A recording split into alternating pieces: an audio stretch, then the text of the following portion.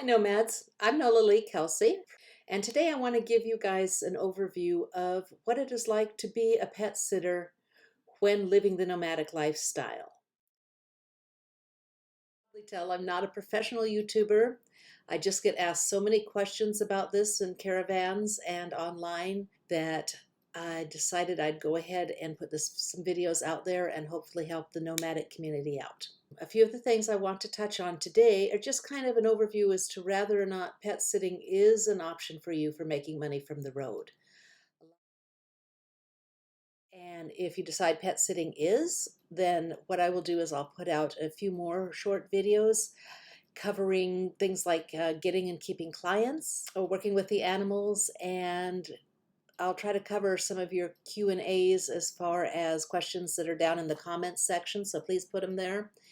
And anything that maybe I come back later and realize I didn't cover in the initial videos. So let's start on some of the considerations that may help you determine whether or not pet sitting is even a viable option for you.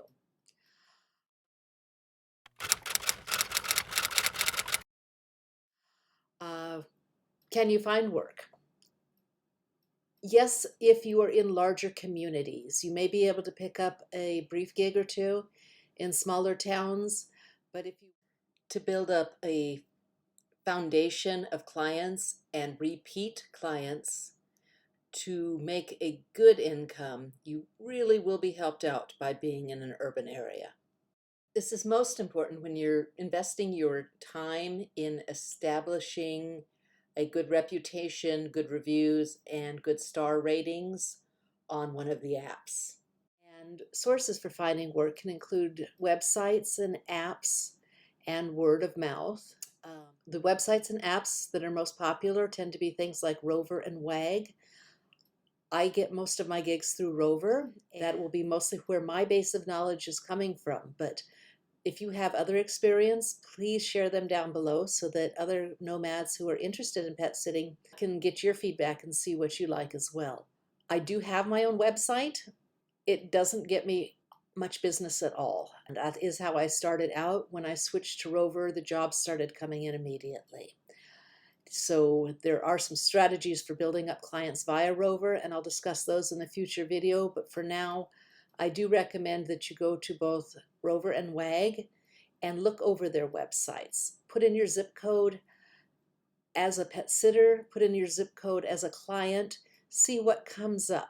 And not just your zip code, but towns and cities you're interested in traveling to where you may be willing to hunker down and get some work. On that note, I should point out that pet sitting is not appropriate if you're hopping from town to town.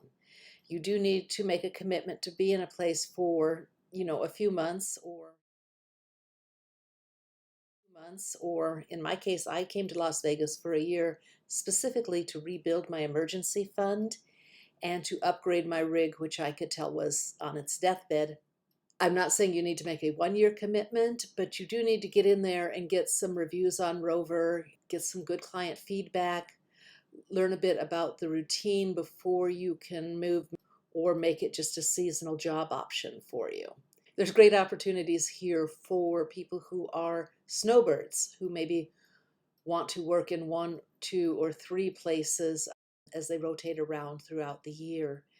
But again, hopping from town to town, not a good option, unfortunately. On the plus side, unlike the Beet Harvest and Amazon Camper Force, it's not seasonally dependent work. You could say, hey, I want to spend 3 months, 5 months in Portland, go up there, find some clients, and do some work, or return to the same community each year. I will say a couple things with Rover. They do take 20%, but they do handle the payments, and like I said, they do get you the work. A small bit of my work does come from word of mouth from clients and referred friends to me.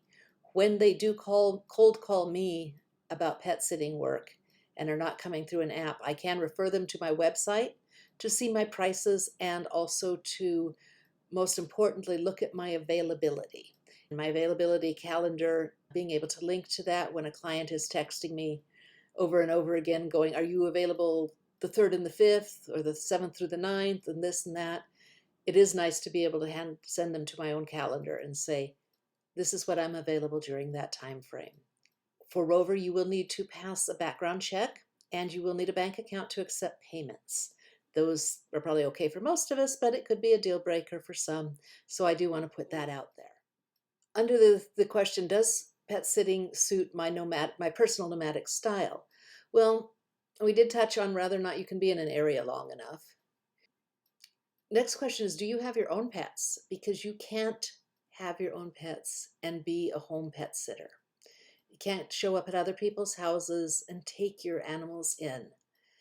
You can't sneak your pets in after they leave. Please don't do this.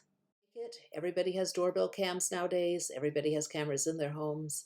You can't show up for what are called the meet and greets, where you initially meet a client and dog to see if you're a good match. With dogs out barking in your car or worried about them getting hot, things like that. It's kind of a catch-22. You're not going to make as much money as you would at Beat Harvest or Camper Force just diving in and really buckling down. I make, I would estimate about 1,500 a month between my Rover clients and what I have now accumulated as repeat cash clients through references and through friends. So it's not a lot, but it does afford me the opportunity as a self-publisher to work on my books while I am sitting for someone. So I can be in their home, get my computer set up, and work two jobs at once. At least that's the theory most of the time. Some animals are a real handful, and you will be up every 20 or 30 minutes dealing with them. You know, if you have something that involves a lot of intense focus or being online for customer service, perhaps you can cat sit, no barking in the background. But I do try to be upfront with the clients and let them know that I do work from home and I ask them for their Wi-Fi password. I've never had anybody have an issue with it. As long as they're assured that you're giving their animals the attention that they're paying you to provide for them. Is my vehicle stealth enough? This can be another deal breaker for a lot of us. Most of your clients, or at least most of mine, are a result of me specifically targeting high-end neighborhoods. These are often gated communities, HOAs, homeowners associations.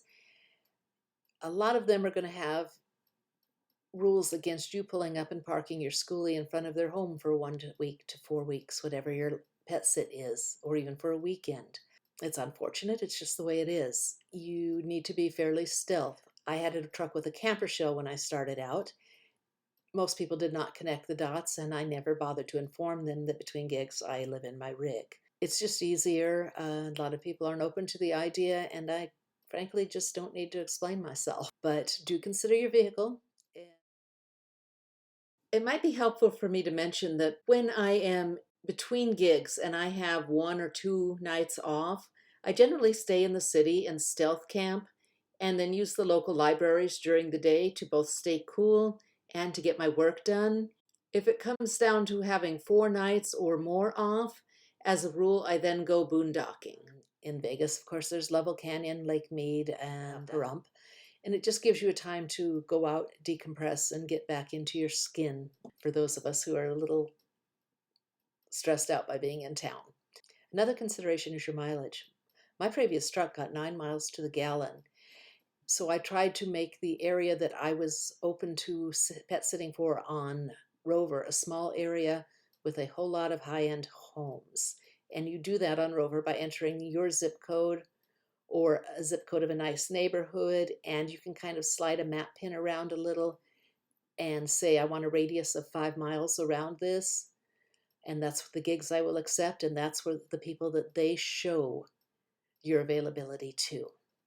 Keep in mind, if you're very low mileage like I was, things like meet and greets. This is where you go out and meet the client in the beginning and meet their dogs and cats and things like that, and decide whether they're a good match in the first place. So you're actually going to a client's home at least twice, once to meet them for the first time, and then once again for the actual pet sit.